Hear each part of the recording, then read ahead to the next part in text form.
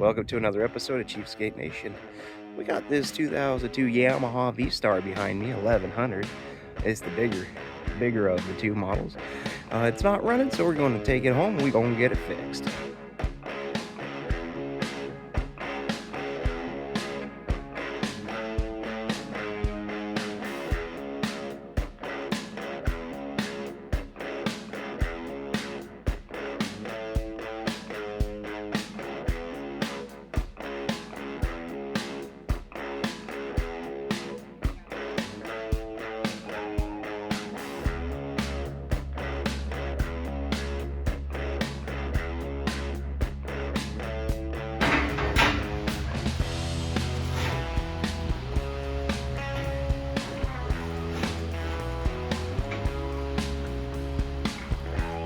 It's my first time ever loading a motorcycle this heavy, unloading and loading a motorcycle this heavy on a trailer like this.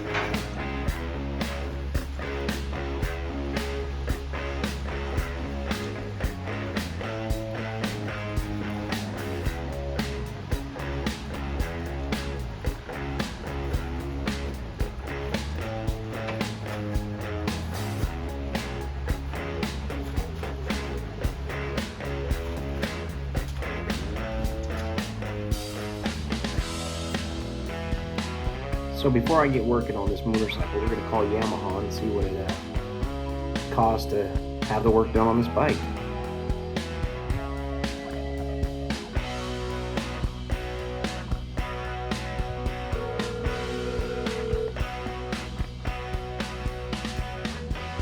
Honda Yamaha.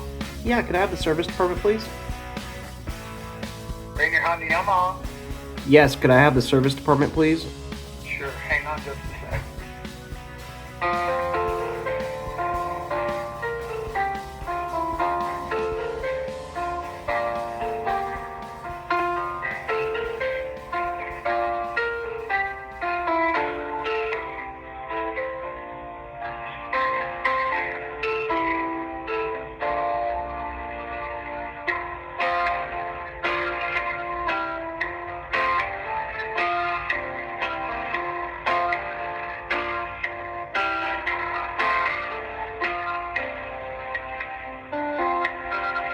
Service. Yeah, hi. I got a 2002 Yamaha V-Star 1100, and it's been sitting for 10 years. I was wondering what it would cost to get that back on the road. It'll. We can't. Yeah, 2002. Yeah. Yeah, I can't even touch it. Oh, why is that? Age. Really? Yeah, and parts are getting hard to come by for them. Wild. Yeah. So, you might call Magic's Custom Cycles. Okay. All right.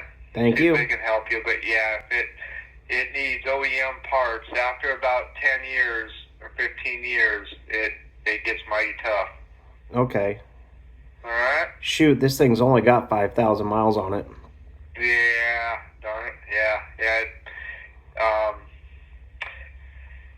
I'd say call Magic's and see if they can give you a hand with it. All right, will do. Thank you, sir. Okay. Yep. Bye. All right, here we go for round two.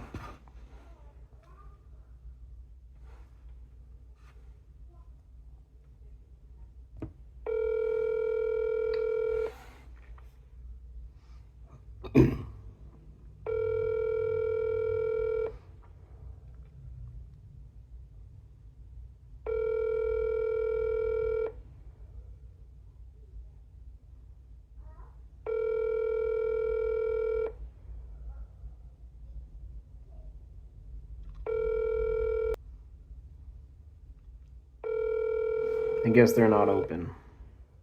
Let's see if we can find another shop.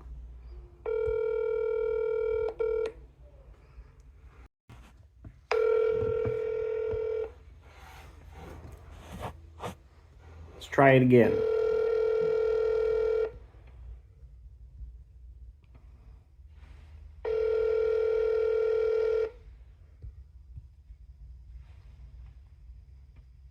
Thank you for calling Nash Power Sports. How may I direct your call? Yes, could I have the service department, please? One moment, please.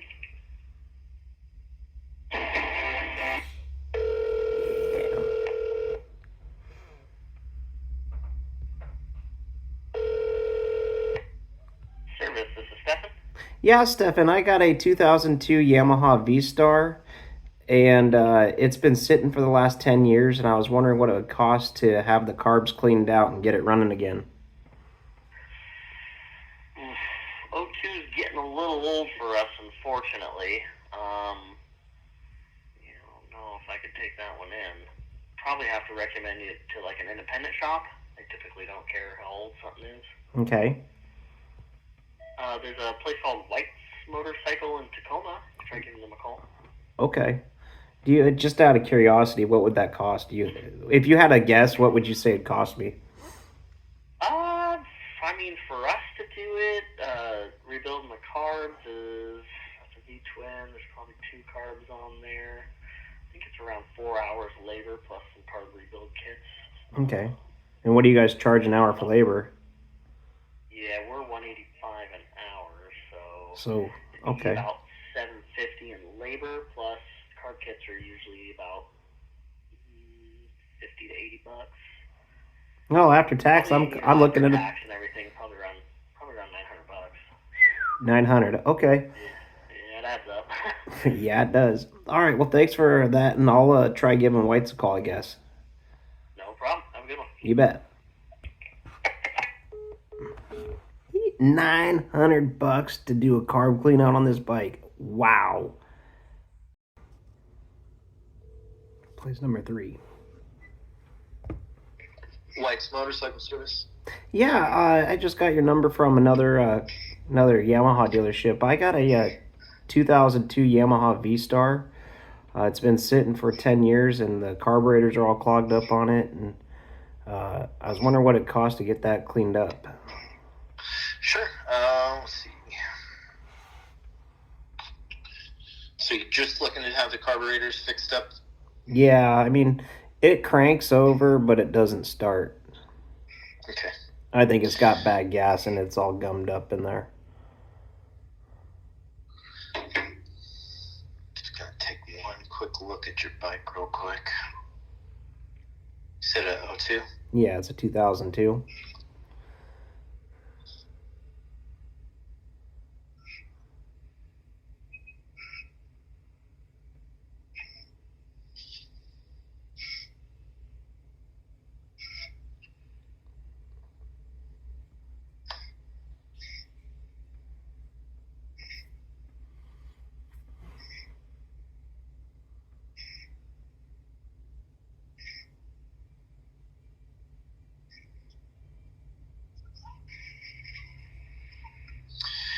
Okay, yeah, man. So you're looking at about $580. That's just labor. Okay. It doesn't include any parts that we might need to rebuild your carburetors if needed. Okay. Okay. Gosh, I don't know. Well, all right. Well, perfect. So if you would like to get on the schedule, I can throw you on there, or you can call me back if you've got a couple other shops to call. I might call you back. I'm just trying to get an idea of what this is going to cost me to get this thing back on the road. Cool. Yeah, Sounds good, man. it's been sitting for 10 years, so. Yeah, it's probably going to need some love. Yeah, a little bit of that. Well, thank you, sir. Yep, good luck. You bet. Bye. Thanks. $580. So we're looking at $580 to $900 to get this 2002 Yamaha back on the road. It's a little bit of money. Think I got enough information here. We're gonna go get started and see what I come up with. I need to see. You like it? Yeah. Is it pretty neat? Yeah. You gonna help Daddy get it running again? Yeah. Yeah. This thing is in exceptionally good shape. So bud, you see we got this cylinder right here, and we got this cylinder right here. This bike is air cooled. And the problem is air comes in and hits this cylinder and it heats up, and by the time it gets to this cylinder, the rear cylinder, it makes this cylinder run hotter. And look at what happens. Boom, all the way here. And there is a way to solve that.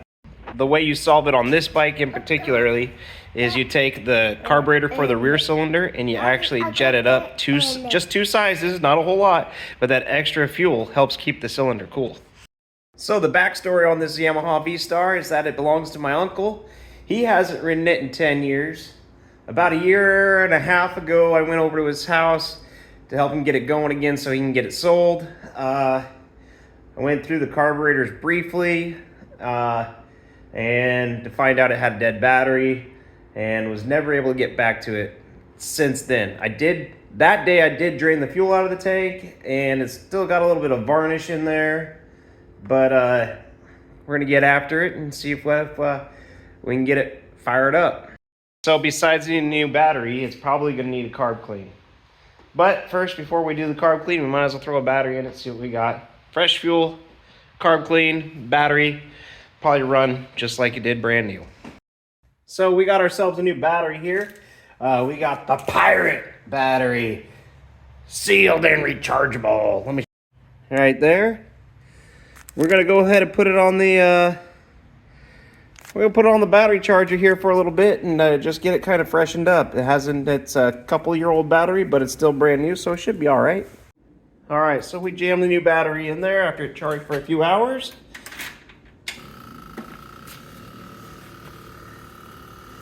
Turn the key on. We have no leaking. I heard the fuel pump prime. I guess there's the choke. That'd be choke on run, in neutral. 5,000 miles on this motorcycle. Wow. Will it run? Guess there's only one way to find out.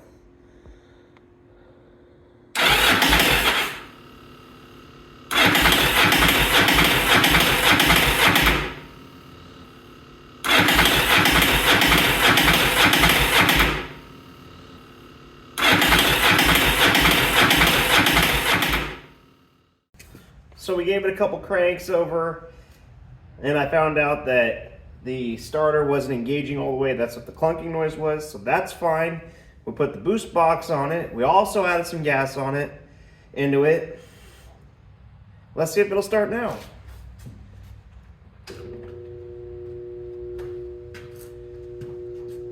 Little choke.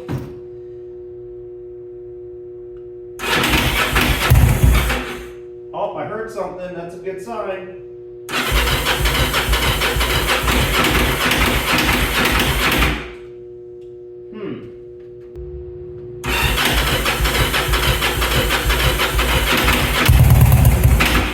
Oh, she's getting alive.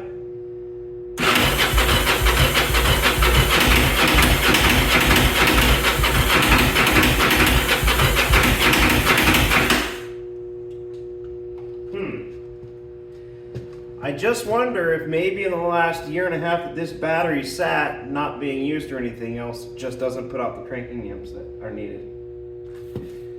But sometimes projects can just be frustrating.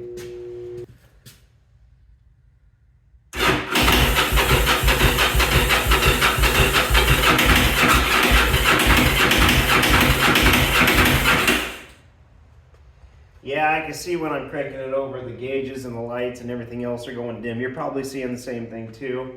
I don't think this battery quite has enough juice in it yet. So, I guess we let it charge a little longer. The one thing that I do know one thing about these bikes is if on the carburetors, if the floats are stuck, they'll just pour fuel all over the place, and it's not doing that. So I'm hoping I don't have to have a carb rebuild. I'm hoping that when it was last stowed, and I did work on this bike about a year ago, maybe a little bit, year and a half ago or so. I did pull the carburetors apart then, clean them out, but they were still sitting. So, and the tank was left empty. So I think that's when I left it last, was an empty tank, empty carbs.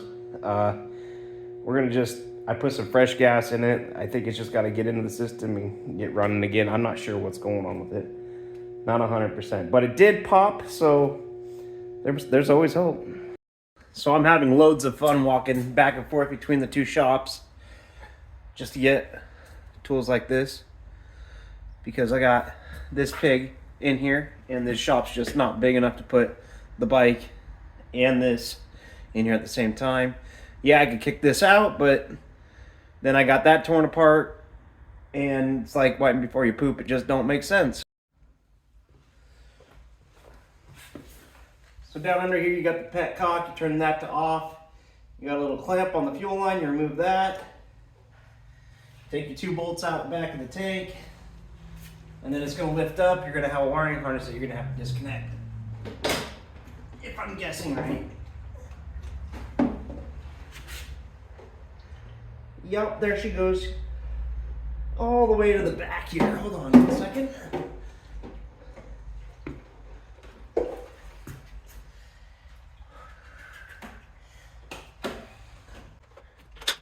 Find this.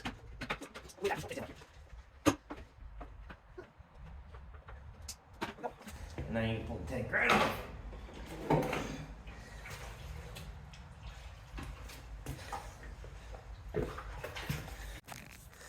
So this is like a giant air box. You got your 10 millimeters right here, and that's what holds it all together. So we'll zip those off real quick.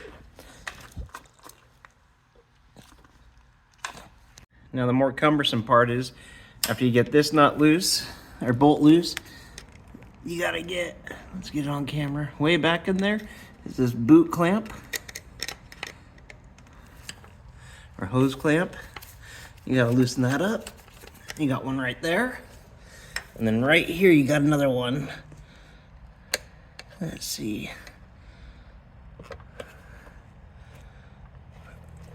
Right there. You gotta loosen up both of those. Also, right down in here, you got a hose clamp on your breather hose for your crankcase ventilation.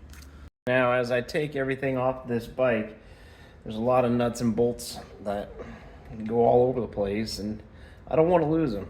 So I'm actually threading the bolts back into where they came from. And I mean, look at, I picked a perfect time to have an LS right in my way. What was I thinking? So here's a top look at it. It's a dual carbureted bike.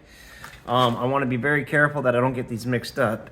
This one right here is the rearward one for the cylinder. That's going to have a different set of jets in it than what the other one for the front cylinder is going to have in it. But next we're going to take off the fuel lines, then loosen up the linkage, take off the linkage, and probably be able to pop them out after we remove the boot clamps.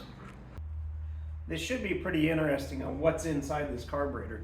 This gas smells terrible. Right now it's about ready to come out. I got everything loosened up that I can see so far. There's a couple of little wires underneath. So we're going to give this a gentle rock back and forth and try to pop it out nice and easy.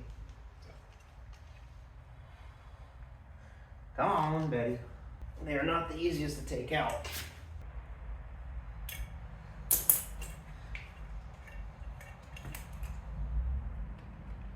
There's one side.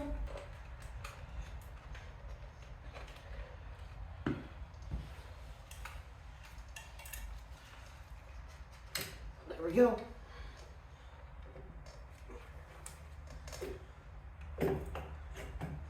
See what I mean? They don't come up the top. So we got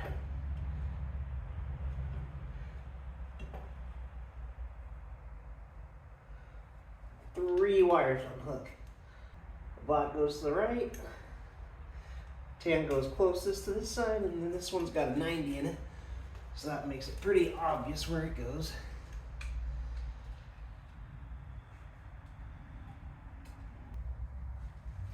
Alright, let's see if she comes out now.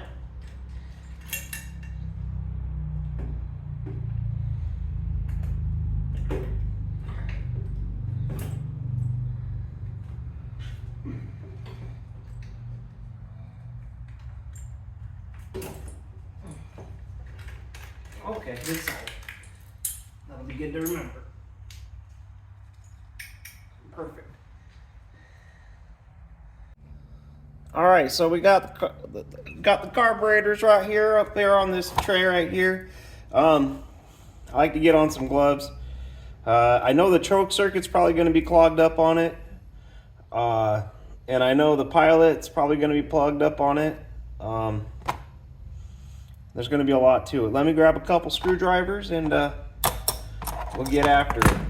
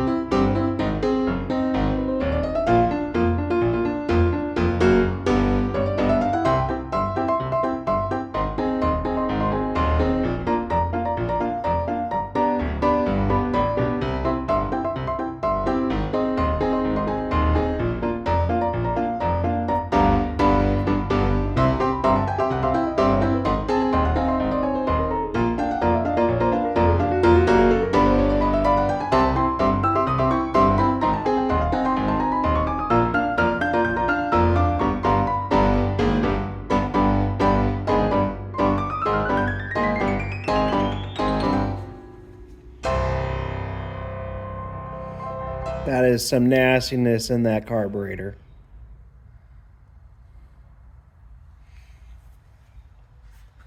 That keeps them from running. Ink's not really my color, but it shows the dirt that came out of this, all the, whatever you want to call it, the mold, mildew, stain, the water in the gasoline, some people call it. I don't know what it's actually called.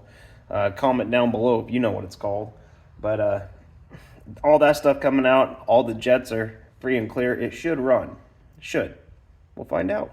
So if there's any time left right now, I'm going to go ahead and put this carburetor back in and see if we can't get it running. Fuel pump, that's good. Just fill the bowls. Let's give it some choke.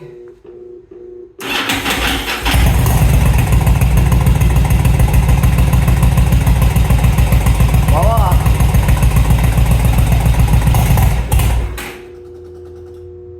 Well, that's not good.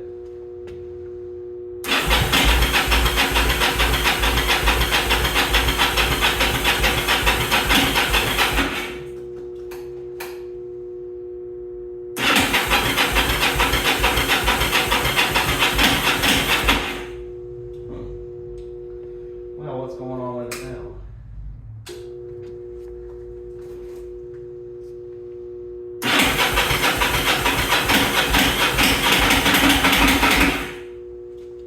This battery charger just isn't that great. This battery's not that good. The starter's going clunk, clunk.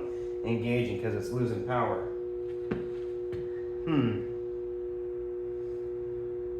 Semi-success, semi-failure.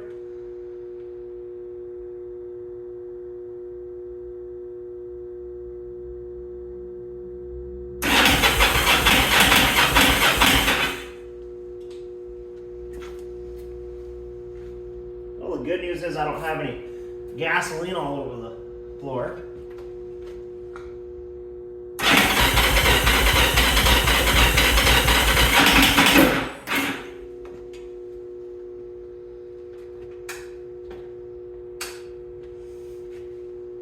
Just gonna fight me all the way.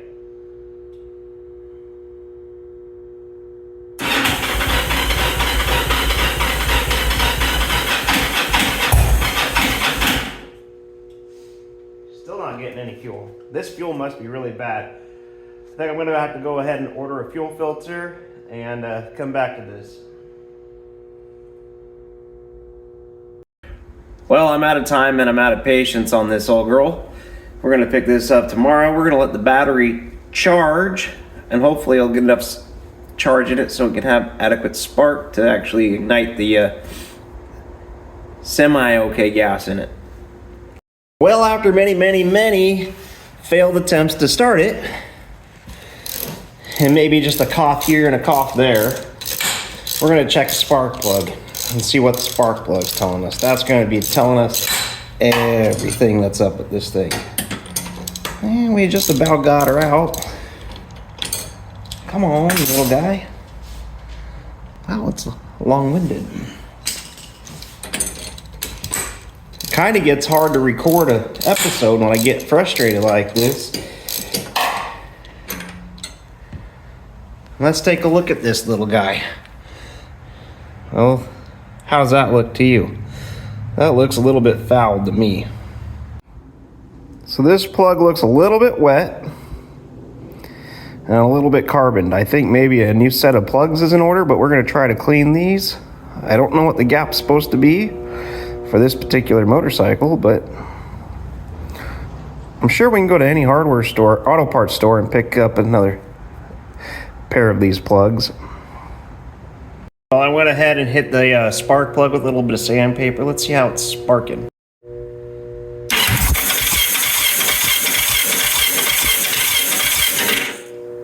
I'm gonna hope that the camera can pick that up because it looks like it's sparking pretty damn good to me. All right, so I just put everything back together, put a couple of new spark plugs in it. We're gonna see if it runs now.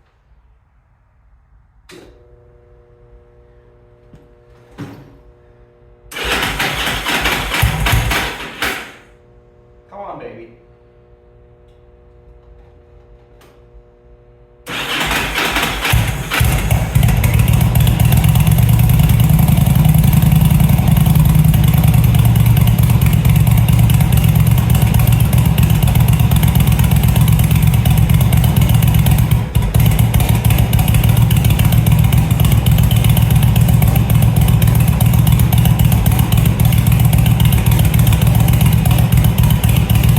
I guess the only thing left to do is to put this thing back together, give it a nice wash job, take it up the road, see how she does.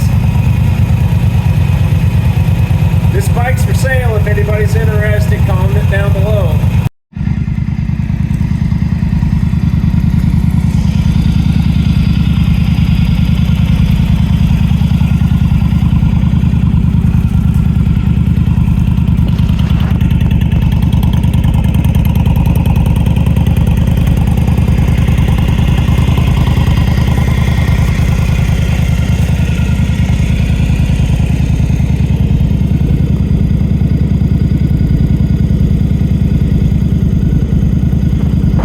That's gonna wrap it up for this video. Thanks for watching, thanks for liking, and thank you for subscribing to Cheapskate Nation.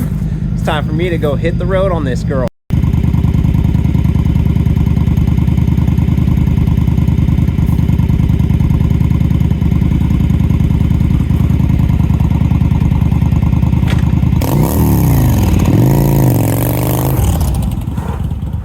So there you have it. Couple cans of brake clean, $10 worth of spark plugs, and a little time and effort. you too can have them run the motorcycle again. Catch you next time.